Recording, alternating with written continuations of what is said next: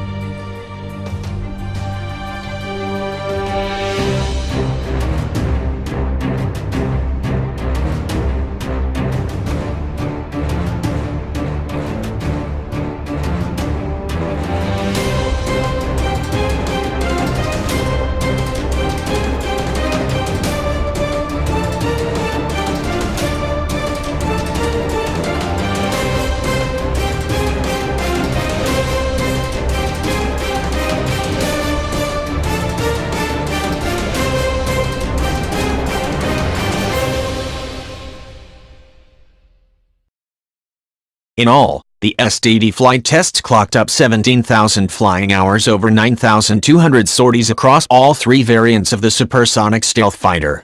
British military pilots flying British-owned F-35Bs also carried out air-to-air refueling trials this week with a British-owned Airbus tanker, achieving a milestone of their own. Finishing SDD means that Block 3F of the aircraft's operating system can now be frozen and rolled out to all worldwide users. That block is not without its own rather fundamental problems, as the U.S. Department of Operational Test and Evaluation has found. Flight tests will continue to validate later versions of the software, such as the still-in-beta Block 4, as well as ironing out bugs discovered during Block 3F testing and deferred to later releases. However, even as the flight test program came to a close, the U.S. Department of Defense stopped accepting new jets from manufacturer Lockheed Martin over a contract wrangle. Reuters summarized it in the following terms: neither party discovered the issue at the time of production, so each has pointed to the other to fix it.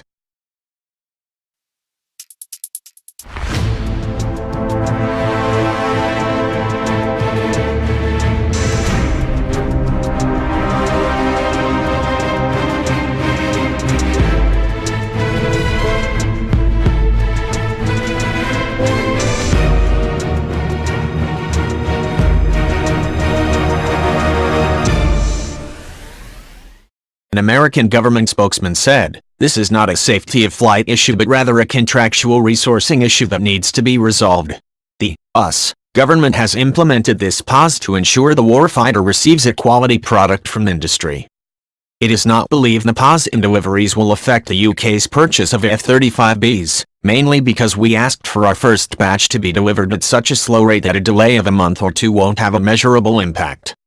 Britain's contract for F-35 deliveries was signed with an American government agency, the F-35 Joint Project Office, rather than with Lockheed Martin direct, ostensibly to let the Americans negotiate economies of scale with the manufacturer.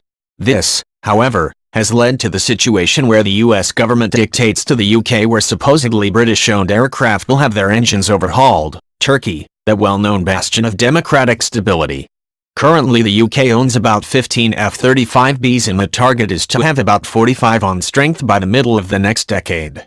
UK flight trials with the F-35B aboard new aircraft carrier HMS Queen Elizabeth will take place off America later this year, marking yet another milestone for the UK.